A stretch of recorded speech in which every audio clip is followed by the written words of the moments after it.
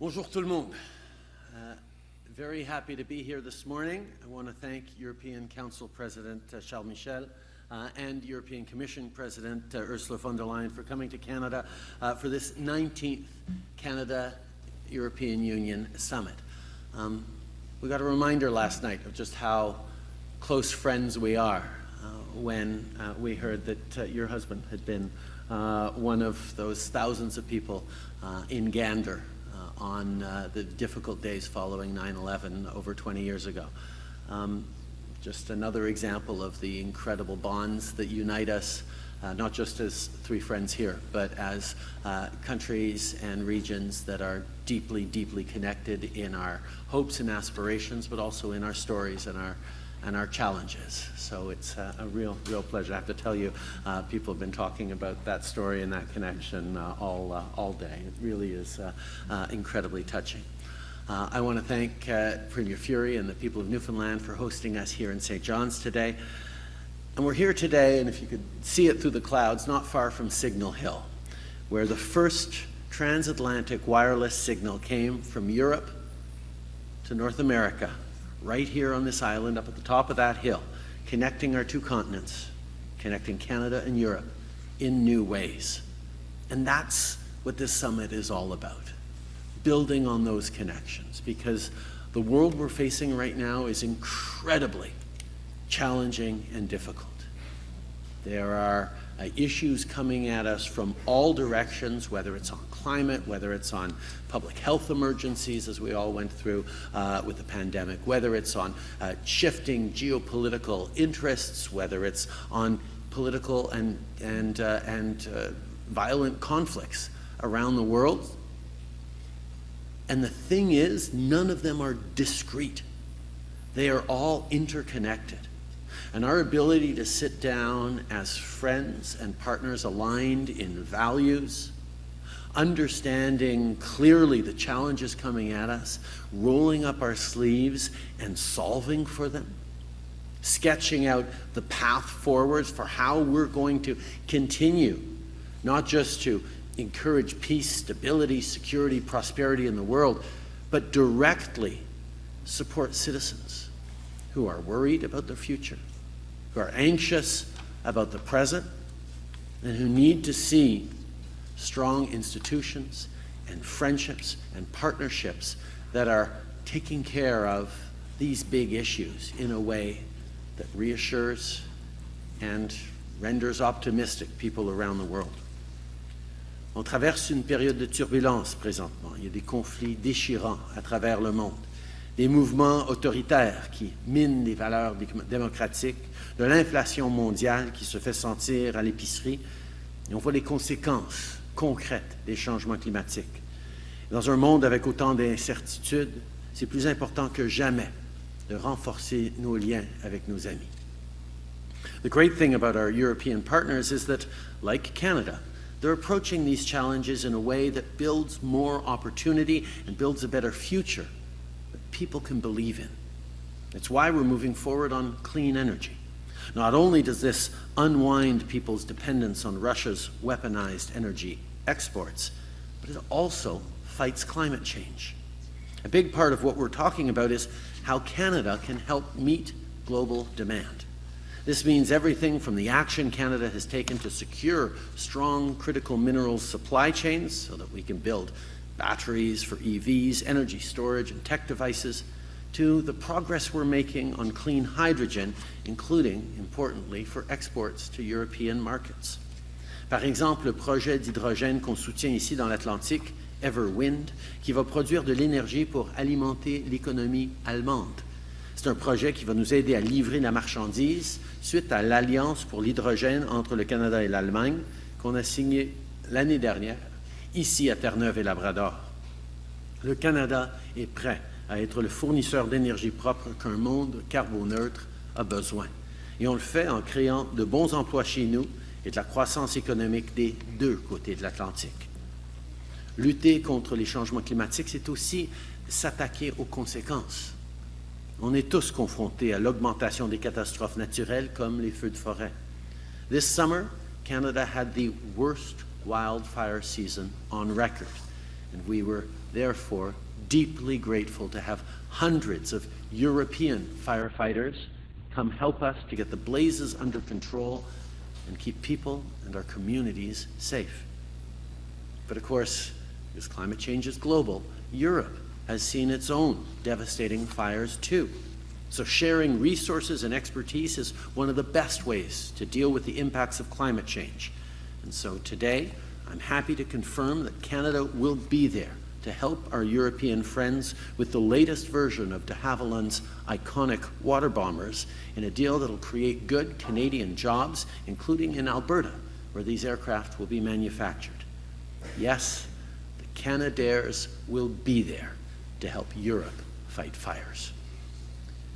On resserre aussi notre partenariat dans le cadre de la nouvelle Alliance verte Canada-Union européenne qui va nous permettre de travailler ensemble pour lutter contre les changements climatiques tout en bâtissant un avenir propre et prospère. Travailler ensemble, ça a toujours été le fondement de notre partenariat. C'est comme ça qu'on a conclu l'accord de libre-échange entre le Canada et l'Europe qui a fait croître le commerce transatlantique et qui s'assure qu'on ait des normes élevées en matière de main-d'œuvre et d'environnement. See, good trade enables us all to grow our economies, support a strong middle class, and reinforce the values we believe in. And at a time when many of our democratic values are under threat, it's more important than ever that we work together. A great example of that is in Ukraine, where Ukraine continues to withstand Putin's illegal and violent assault on its people, its territories, and its very freedoms. And Ukraine continues to need support for their defense.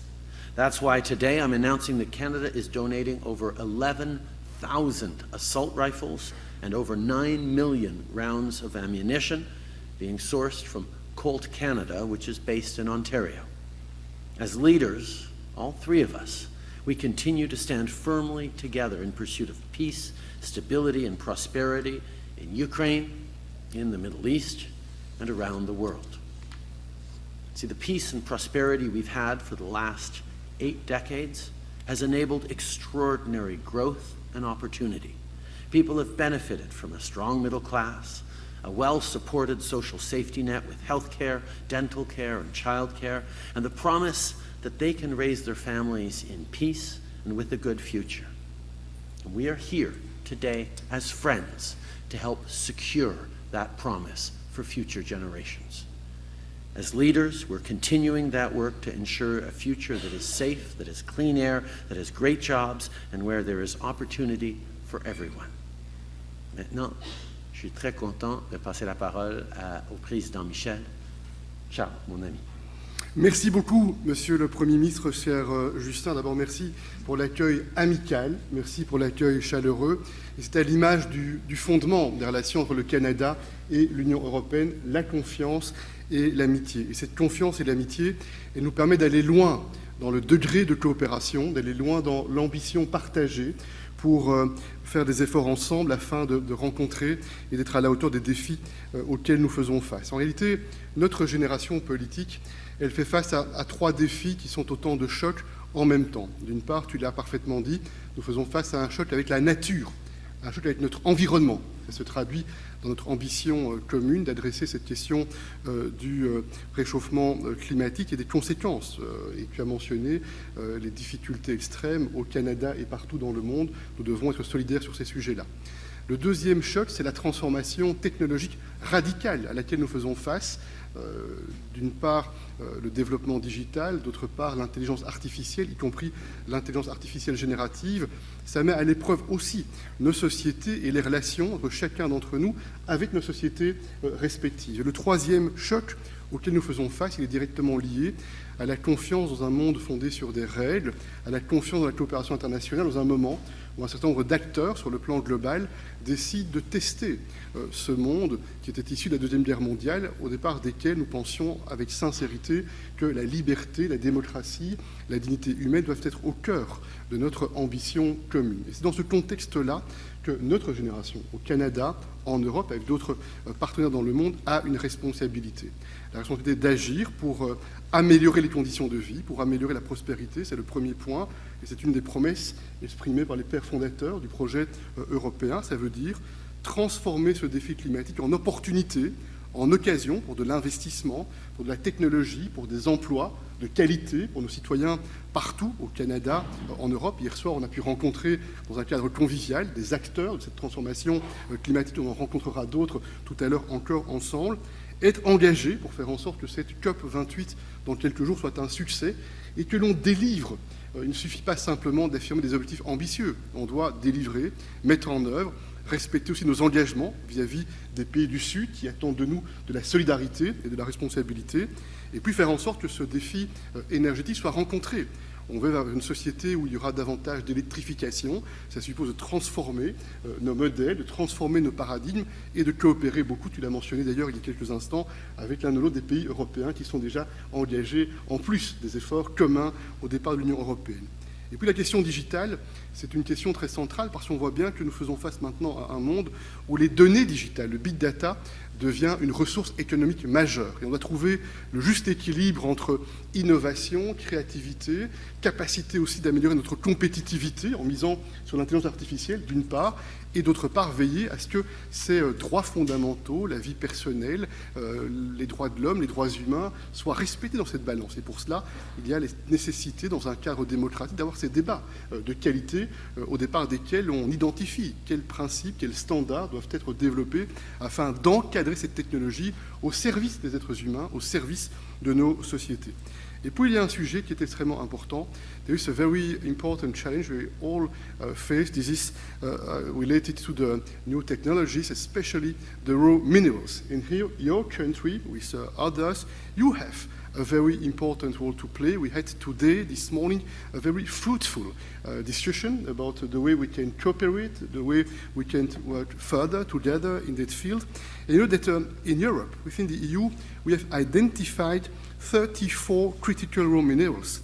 In your country, you have 20 of those 34 critical raw minerals. This is showing that we need to work together to improve our supply chains, to make sure that we can build our future prosperity, taking into account the need for respect for environment and for the respect for standards, which is fundamental for all of us. And then there's another very important level today, and I would like to insist on that. The fact that today we have agreed to develop a partnership in the field of this very important program in terms of research and innovation horizon is a very important step, because this program is the larger collaborative program in the world, and it shows that it's a huge opportunity for all our people in Canada and in Europe to work closely together and to try to make the best for this program. And then I would like also to say a few words of something which is important, which is this trade agreement, CETA.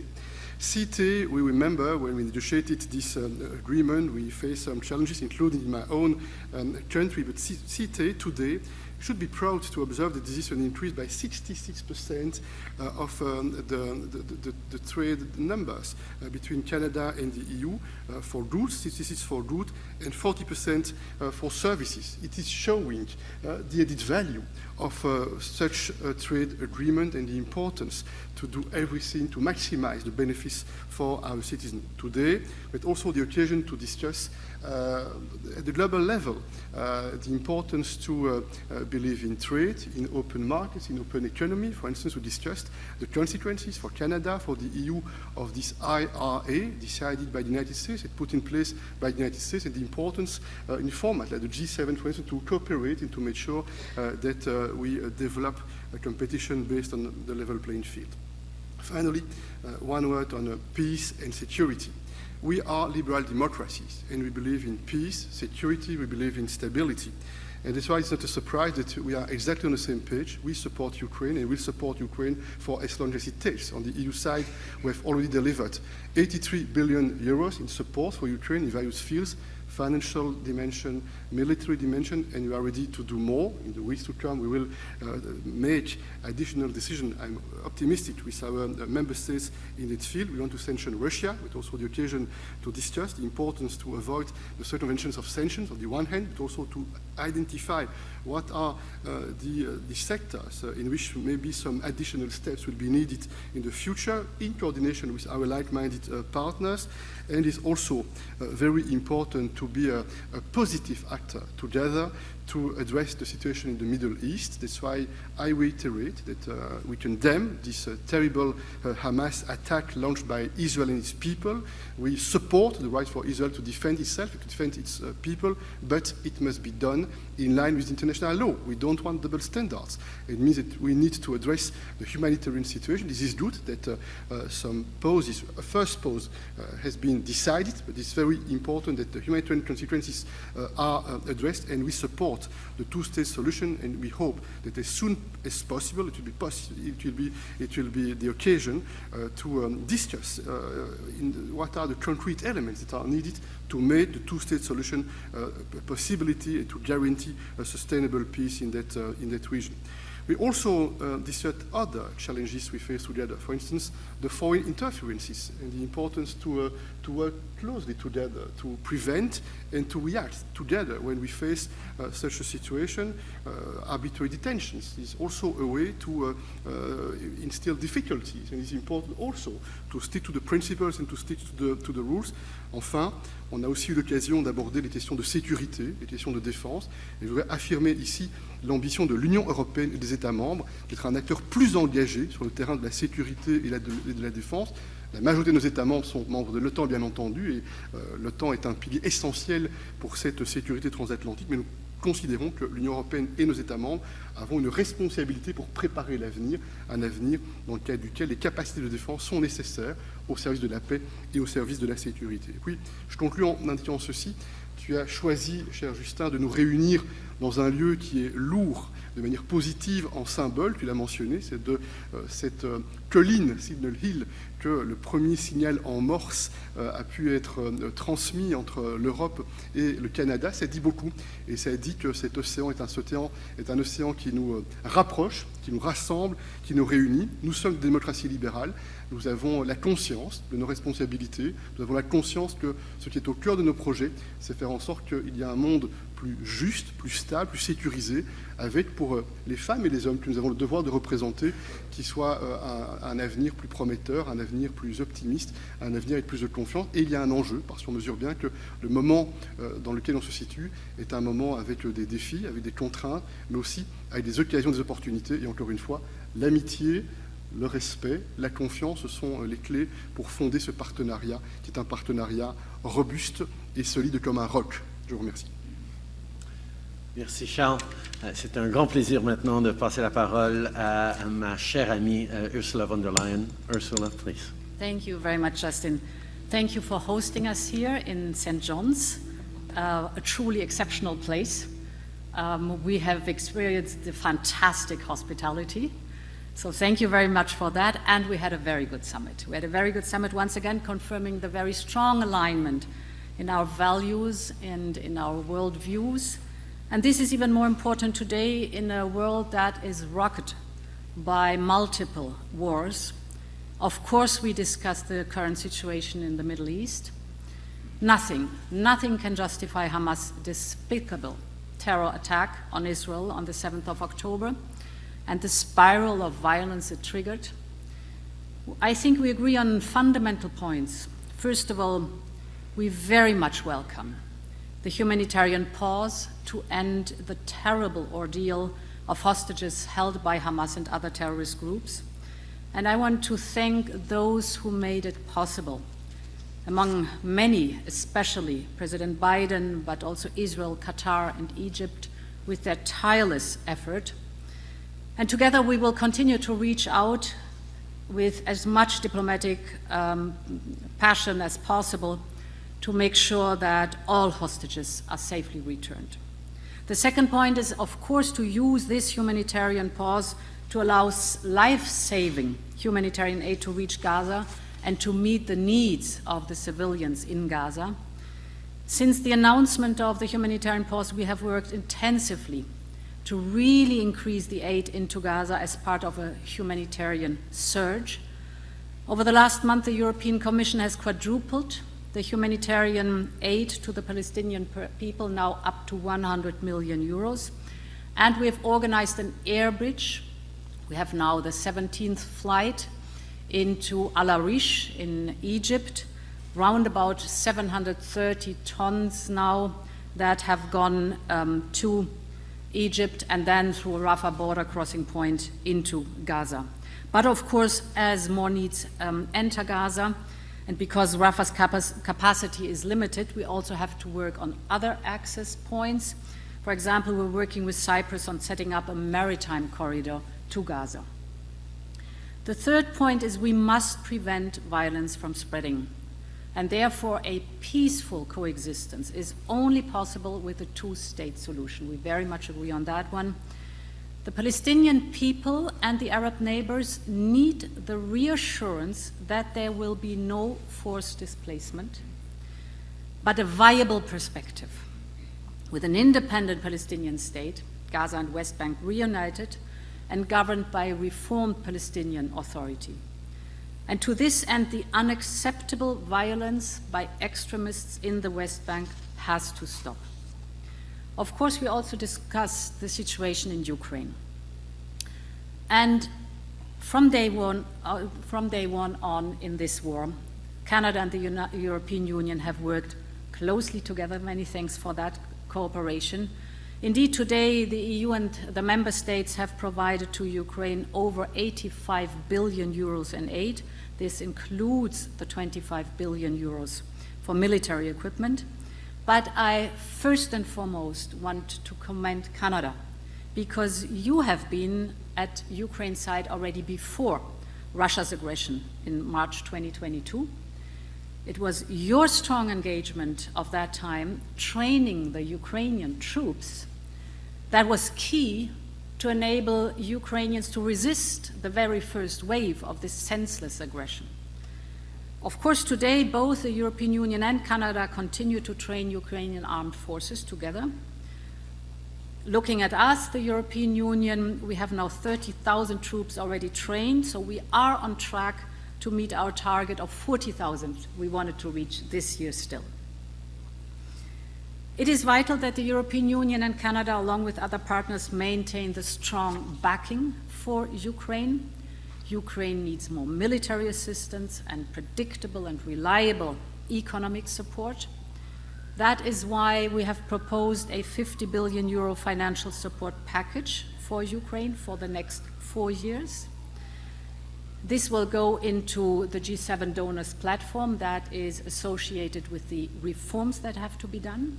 And here I also want to thank you, Justin, that you sent now your expert to our G7 donor platform. It's very important to have the personnel, so thank you for the liaison officer that you sent. And we continue to maintain pressure on Russia with effective sanctions and close coordination with other G7 partners. And in this context, the European Commission will soon propose how to use revenues that are generated from the management of the immobilized Russian assets, because the perpetrator must be held accountable. Now, we have a very strong bilateral relationship too, and I want to mention of the many topics that we have discussed four. The first is indeed innovation. I am delighted that we were able today to announce that our flagship program, Horizon Europe, is joined by Canada. This means that Canada will participate on equal terms with EU countries. This is great news. Horizon Europe invests 100 billion euros over 7 years in cutting-edge research. It's a fantastic opportunity to pool our best minds and the best talents on both sides of the Atlantic. And jointly, we will work on the next generation of all these exciting new clean technologies, but also biotech, digital projects, you name it. I think the numbers, the figures are telling that you are one of our most trusted partners in Horizon. If you look at the old program that went from 2014 to 2020. We called it Horizon 2020. Canada was ranking third among the, at that time, non-associated countries, right after the United States and China, with over 500 projects and over 400 grants agreement. Now, if you look at the new program, which you are joining now, you have been already working in this program intensively, because Canada has already gotten over 100 grant agreements. Now, this association of today will give it a big boost, and I'm very much looking forward to that. Second point is trade. In these difficult years, with the COVID pandemic and Russia's war in Ukraine, CETA has helped us enormously to resist the pressure. And in those 6 years now, it has delivered. Our trade in goods has grown by 66%, that's huge. The trade actually in services has also grown by 11%. So this results in 118 billion euros traded in goods and services last year. That's quite a success. We can achieve even more by working together, and here I also want to shed a light on the critical raw materials.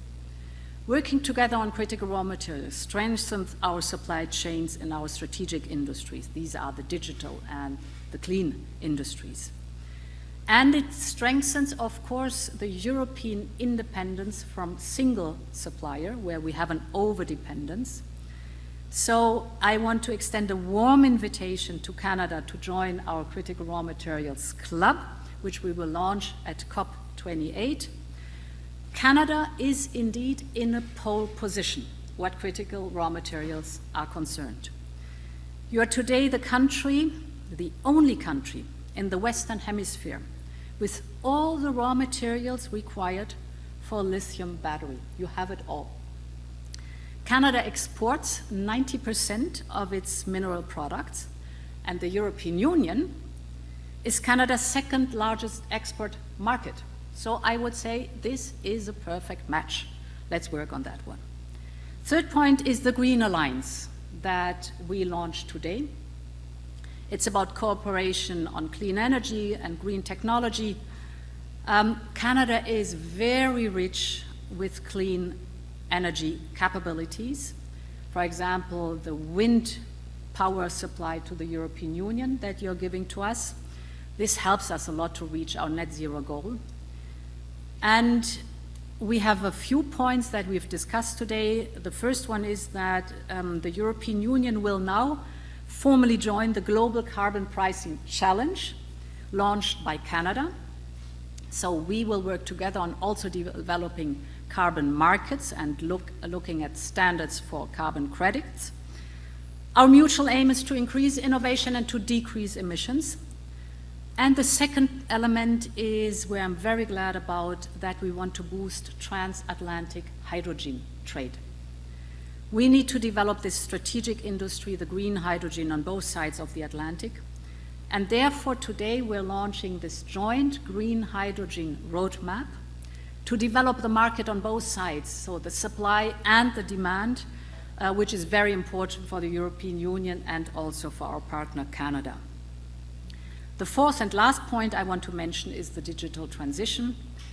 Indeed, also today we launched the digital partnership that helps us to strengthen, for example, the semiconductor supply chain, increase our cooperation in artificial intelligence. A lot has been said on that one.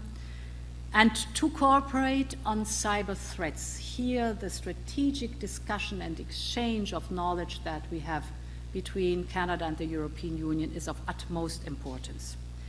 And in the same spirit, we have just reached a passenger name record agreement. This is very good news. Many thanks for that. It will make us more efficient in the fight against crime and terrorism, in full respect of the fundamental rights of privacy and of data protection, because as you said, we share the same vision, that innovation should be at the service of people and be in line with our democratic values. Voilà, cher Justin, le résumé de nos discussions denses, mais avant tout, animées par l'unique amitié qui lie le Canada et l'Europe et qui nous lie personnellement. Merci beaucoup. Merci Ursula. period. Nous allons maintenant commencer avec la période des questions. First question is to Peter Cowan from CBC.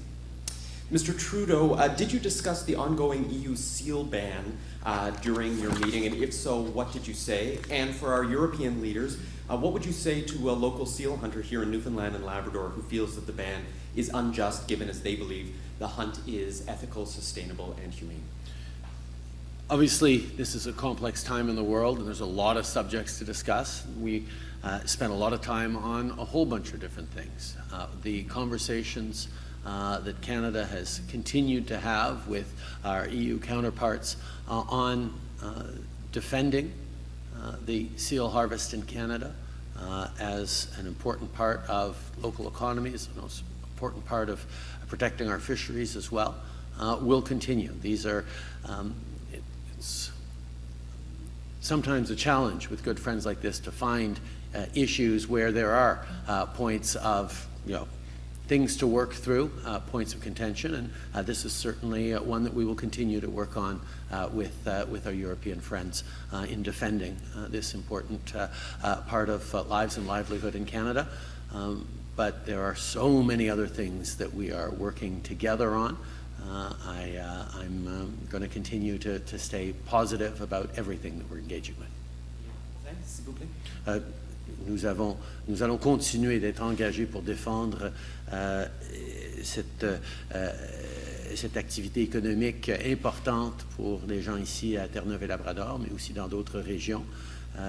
C'est un différend que nous avons avec nos partenaires européens, mais on va continuer de souligner à quel point c'est important. Yes, I think we found a good balance. As you know, we have a system in place that does not allow in the European Union the placing of seal products on the EU market. However, there are exceptions with regards to seal products deriving from hunts conducted by Inuit and other indigenous communities who can continue exporting to the European Union market. And as far as I am informed, this system is working well. And a question on hydrogen for the European leaders. Canadian companies are investing billions in developing green hydrogen projects here, especially on the East Coast. The product they're going to be producing is a lot more expensive than existing energy options, even gray hydrogen, for example. What are you doing in order to ensure that when these projects are up and running, the demand and markets are there in Europe? Well, so there are several options. First of all, we have the European Green Deal, and within the European Green Deal, there are goals for hydrogen import to the European Union.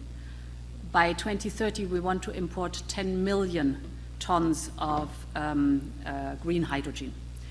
So we have to boost the market, the supply and the demand. And for that, there are different possibilities. For example, within the European Green Deal, it is clear that certain standards have to be met if you want to import green hydrogen to the European market. This is an advantage for the producers that have, of course, additional costs because of the greening of the hydrogen. There's also a second instrument that we have developed now to boost this young market as fast as possible. That is our hydrogen bank. The hydrogen bank gives money, capital, to projects for green hydrogen. And the call goes the following. It says, show me your product, and the most cost-effective products, I will give the money for the green premium that is on top, the extra cost that you have for being green hydrogen. So it's competitive, but it gives capital into greening the hydrogen. And we've done that for the European market lately, and in a few months we will start it for the international market. So for Canadian companies, it might be very interesting to apply for this auction. I was smiling at this question because it was a point of discussion that we had a very good conversation about during our bilateral. Just one word, because Ursula answered the question, but this is very important this is very important for the European Council and the EU and the member states to be extremely serious on the topic, because we understand very well that we need a strategy in terms of energy. That's why we've decided to triple the renewable energy and to double the energy efficiency, which is very important in preparation of the COP28. And certainly this green hydrogen will be an important piece in the puzzle, in the global puzzle. And that's why this Green Alliance that we have launched today will be also a very useful framework to go more into the details in depth and to identify how we will make sure that we will reach our common goals. Hi there, my question is for the Prime Minister and the European leaders, and please respond in French and English if possible. Canada has now signed on to Horizon Europe. What are the details of this agreement in terms of deliverables, and when could domestic companies see money flowing from new European partners? Well, as was pointed out, domestic companies, Canadian companies, are already benefiting from Horizon and have for many years.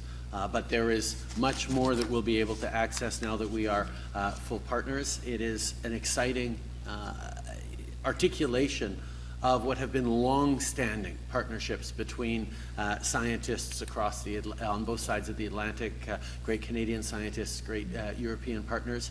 We will continue, and we will see more and more advanced work being done in all the areas that matter to us. Ça fait longtemps que les compagnies canadiennes profitent de ces investissements via Horizon.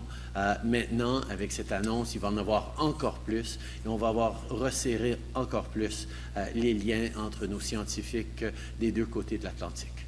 Je voudrais ajouter que ce choix de s'inscrire ensemble dans une ambition pour ce projet de coopération entre chercheurs et scientifiques Horizon, ça traduit aussi nos principes fondamentaux. Nous croyons dans la science, nous croyons dans l'intelligence collective et nous croyons aussi dans la coopération sur ce sujet-là pour rencontrer les défis auxquels nous sommes confrontés. Et ce projet Horizon est depuis de nombreuses années maintenant le projet le plus important dans le monde en termes de coopération entre scientifiques et chercheurs. Et donc ce pas supplémentaire qui est réalisé va donner un potentiel extraordinaire aux chercheurs au Canada, en Europe, aux scientifiques pour travailler ensemble, pour croiser leurs réflexions, pour développer ce que j'appelle l'intelligence collective. Dans un moment où il y a la tentation de remettre en cause, de remettre en question l'importance de la science, de la technologie et de la recherche, c'est aussi un signe que nous voulons adresser. So perhaps in English. The association of Canada to Horizon is the deepest form of research and innovation collaboration that we can offer as the European Union. From now on, Canadian researchers and organizations will be able to take part in calls, that's very important for them, and to receive Horizon funding on equal term with their EU colleagues. And Canadian scientists will also have access, and that's also important for them, to the networks of researchers. This is always the premium in the European Union and in other associated countries, because there are huge multinational networks, of course, in these complex research questions. The negotiations are concluded, so we expect the agreement to be signed soon, before mid-next year. And once this is done, researchers in Canada will be able to receive funding from Horizon. Thank you very much. My question now is for the Prime Minister. You have said this temporary humanitarian pause for the hostage release is a good first step on the way to peace, but you have stopped short of calling for a ceasefire. Do you think a ceasefire is needed now, yes or no? I've continued to call for a need for lasting peace in the region, including a two-state solution. We know there are going to be many steps along that path, but we've been calling for weeks for a significant humanitarian pause. It is progress that we have that right now, but there are many more steps we're going to have to take on together, and that's exactly what we're doing. Ça fait des semaines que nous appelons, entre autres, pour une pause significative humanitaire pour permettre à la libération des otages, à de l'aide humanitaire, à se rendre aux civils à Gaza et aussi à la protection de civils. On comprend qu'il va y avoir beaucoup d'étapes à franchir avant d'avoir une paix durable, avant de se retrouver avec une solution à 2 États. Et nous allons devoir travailler pour franchir chacune de ces étapes. Prochaine question. Une question pour les trois leaders. Émilie Bergeron, la presse canadienne. Monsieur Trudeau, le mois dernier, vous avez annoncé une première exemption, une première brèche dans votre tarification du carbone, une politique qui est vue comme un exemple à l'international. Est-ce que l'étoile du Canada en matière de prix sur la pollution scintille moins aujourd'hui? Et pour les leaders européens, il y a aussi des brèches dans les politiques européennes en matière de prix sur la pollution, étant donné la guerre en Ukraine. Alors, quand on conçoit des politiques comme cela, est-ce que c'est le but d'ajouter peu à peu des échappatoires au fil de l'instabilité du moment? Merci pour la question. Je pense que c'est très important de comprendre à quel point la tarification du carbone est un outil important, non seulement pour lutter contre les changements climatiques, mais aussi pour créer des opportunités économiques pour nos entrepreneurs, pour nos familles, pour aider avec les coûts de la vie. Et c'est pour ça qu'on a fait le choix de suspendre le prix sur la pollution sur l'huile de chauffage spécifiquement. Et ce, parce qu'on se donne 3 ans pour créer une transition massive de l'huile de chauffage vers des thermopompes électriques qui sont moins chères, moins polluantes et plus faciles à utiliser à bien des niveaux. Alors, les investissements qu'on est en train de faire en tant que gouvernement fédéral, en partenariat avec les provinces, c'est pour justement pouvoir transitionner vers des émissions moindres, mais aussi l'abordabilité pour les familles. Donc, c'est une façon d'aller chercher ce qu'on veut, c'est que de réduire les émissions et d'aider avec les coûts de la vie. Et comme j'ai dit, c'est une suspension temporaire, limitée, et ce sera la seule exception que nous ferons. Sur ce point, je voudrais indiquer que l'Union européenne, il y a 4 ans, a pris une décision stratégique majeure en disant que nous allons faire de l'Union européenne un continent neutre sur le plan climatique à l'horizon 2050. C'est un objectif ambitieux qui a été fixé, décidé par les 27 chefs d'État et de gouvernement européens. Et on a vu que dans les années qui ont suivi, plusieurs grands pays, grandes régions dans le monde se sont progressivement alignés sur cet objectif. Peut-être pas toujours exactement à la même date, mais en tout cas en suivant cette tendance qui a été fixée au départ de l'Union européenne. C'est un premier point. 2, nous pensons en effet depuis longtemps au sein de l'Union européenne que l'instrument de la tarification du carbone est un instrument puissant et plutôt efficace pour encourager des changements de comportement d'une part et pour donner un signal à nos acteurs économiques afin qu'ils puissent identifier quels sont les espaces pour des investissements qui soient compatibles avec cet engagement climatique. Et donc nous pensons qu'il y a un gisement de développement économique et d'emploi au travers de cette stratégie de tarification du carbone. Mais il y a un troisième point qui est important, c'est la transition. Cette transition, elle doit être équitable, elle doit être juste, et c'est compliqué. Et on a chacun nos réalités sur le plan européen et dans nos États membres, au Canada. On a trouvé donc le chemin équilibré pour ne jamais perdre de vue l'objectif général, mais en même temps veiller à ce que nos populations, et singulièrement les plus vulnérables, soient soutenues afin de pouvoir mobiliser un large assentiment, un large soutien de nos populations à cet objectif commun pour faire reculer cette menace climatique et en le faisant d'une manière qui nous permet de conserver une adhésion très sincère et très forte de nos populations et de nos entreprises. So indeed, a centerpiece, or at the heart of the European Green Deal, is the emission trading system, our way to put a price on carbon. And we've made a very good experience with that. First of all, it is market-driven. It nudges the industry to decide if you want to pollute, you have to pay a price for that. If you want to avoid the pollution, you innovate into clean technologies. So putting a price on emission drives investment in clean technologies up and generates, besides that, also revenues. I give you a few figures that show how successful this system is. We've started it in 2005, and since then our economy grew by 65%, while the emissions decreased by 35%. So you see, we developed the market, the industry, while getting cleaner. And it has generated 150 billion since then, which we have then reinvested in innovation for clean technologies and social compensation for the vulnerable groups. Now, you said that the Russian war in Ukraine put pressure on us heavily. What fossil fuels is, we had to diversify away from the Russian fossil fuels. And indeed, at the beginning, my worry was also that we might create a lock-in in fossil fuels. But the opposite is the case. If you look back into 2022, last year, which was our worst year with a heavy energy crisis, while we got out of the dependencies of Russian fossil fuels, we have seen that the economy grew by 3.5%, while the emissions decreased by 2.5%, so good. And even better, for the very first time, because we invested massively in renewables, for the very first time we have produced in the European Union more electricity from wind and sun than from gas. So the direction of travel is a good one. En question de relance, une question pour Monsieur Trudeau seulement, et si possible de répéter en anglais à la toute fin.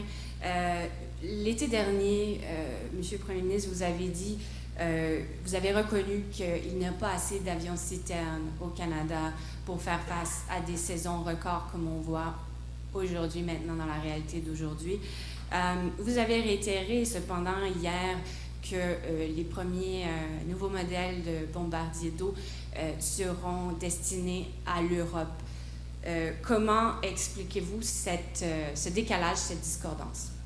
Tout d'abord, c'est une très bonne nouvelle qu'on va être en train de construire des nouveaux avions citernes ici au Canada pour aider nos amis en Europe. Je pense qu'on se doit de continuer d'être présents et généreux les uns pour les autres et de savoir que les Européens ont besoin de plus d'avions citernes.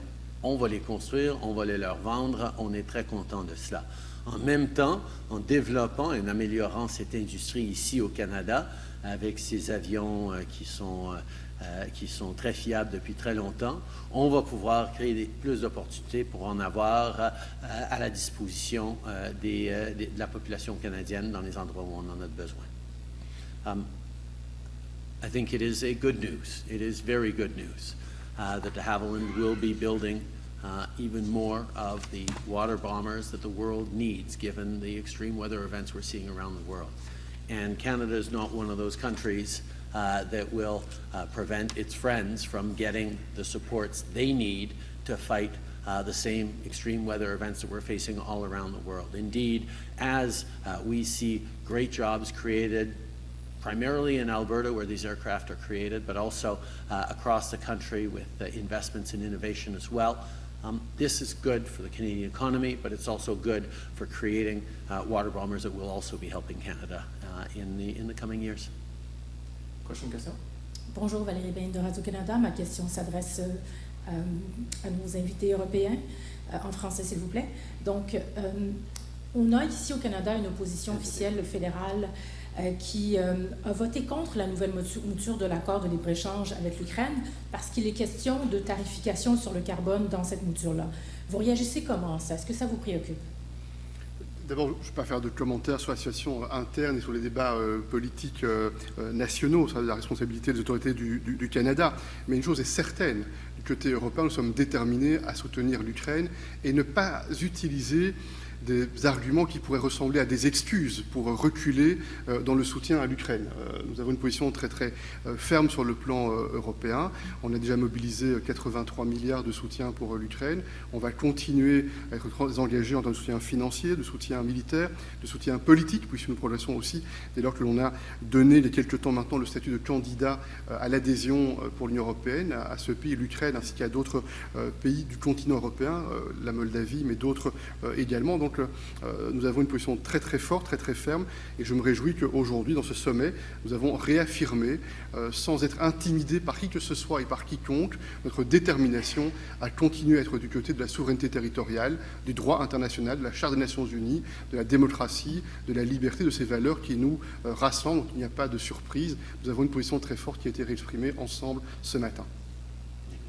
Perhaps I can add to all what has been rightly said.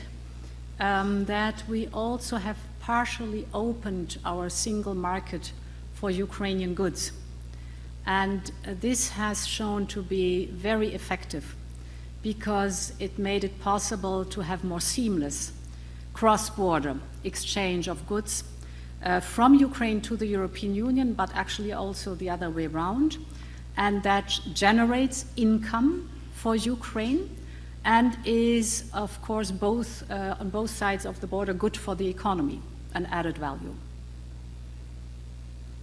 Et ma deuxième question s'adresse à vous, Monsieur Trudeau. Comme votre leader parlementaire, Madame Gould, est-ce que vous voyez dans l'attitude des conservateurs un rapprochement avec la position de certains élus républicains qui mettent en doute l'aide qu'on doit accorder à l'Ukraine?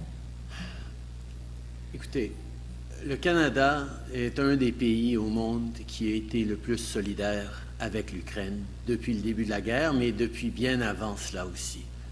On a une grande population ukrainienne qui est là depuis 100 ans. On partage des valeurs, on partage une vision pour l'avenir. Et je l'ai dit bien souvent, mais on l'a soutenu ensemble en tant que Parlement bien souvent, que nous allons être là pour l'Ukraine avec tout ce que ça prend pendant aussi longtemps que ça le prendra.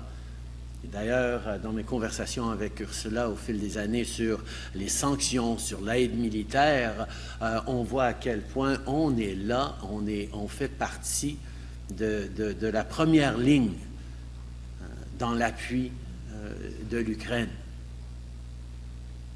Alors, de voir le Parti conservateur du Canada prendre la décision de ne pas appuyer l'Ukraine dans quelque chose dont ils ont besoin, avec l'excuse absurde que c'est parce que l'Ukraine s'en va vers mettre un prix sur la pollution, c'est ridicule. Alors, il faut se poser la question, pourquoi est-ce que les conservateurs au Canada ont décidé de ne plus être là pour l'Ukraine? Eh bien, malheureusement, et ce n'est pas juste les MAGA républicains aux États-Unis, mais on le voit un peu à travers le monde, y compris en Europe, que des partis et des politiciens de droite et d'extrême droite retirent leur appui pour l'Ukraine et commencent à utiliser des excuses et des raisons fournies par Vladimir Poutine. Alors oui, ça me préoccupe énormément de voir le Parti conservateur du Canada tourner le dos sur l'Ukraine, parce que ce n'est pas qui nous sommes en tant que Canadiens, ce n'est pas ce qu'on a démontré depuis des années. Et c'est effectivement la montée de la droite américaine et de la droite un peu partout dans le monde qui démontre son influence, que tous les députés conservateurs au Canada ont voté contre l'Ukraine. C'est du jamais vu et on s'y serait pas attendu. I'll just repeat it in English. Canada has been one of those countries that has been the most steadfast with Ukraine. In my many conversations with Ursula about the sanctions we've brought in together, the military support, the financial support that we've had over the years, every step of the way, I've stood up and said, Canada will be there with everything it takes for as long as it takes to support Ukraine. And I've actually boasted to her and to others that it's not a political debate in Canada. All parties in Canada stand with Ukraine. So it is particularly troubling to see, even though we are seeing a rise of right-wing rhetoric in the United States with MAGA conservatives, across Europe in certain corners of right-wing politicians and parties starting to pull their support for Ukraine, starting to parrot Russian disinformation and misinformation and propaganda, that suddenly the Conservative Party of Canada would choose to not stand with Ukraine in something that they need, that the Ukraine is asked for, and to use the frankly absurd excuse that it's because Ukraine will be bringing in a price on pollution in the coming years. Obviously, that's an excuse, but it's not the real story. The real story is the rise of a right-wing, American MAGA-influenced thinking that has made Canadian conservatives, who used to be among the strongest defenders of Ukraine, and I'll admit it, turn their backs on something Ukraine needs in its hour of need. That is the danger of the rise of the right-wing influence that is feeling its impact in Canada. That's what not just Ukrainian Canadians, but all Canadians should be concerned about when the Conservative Party of Canada and Pierre Poilievre turn their backs on history, turn their backs on our friends and allies, turns their backs on the international rules-based order and our support for the UN Charter and territorial integrity. It is of real concern and should be of concern to all of us because we're seeing that spiking up all around the world. Ceci conclut la conférence de presse. Thanks for participating, everyone. Merci beaucoup. So, my friend. Thank you.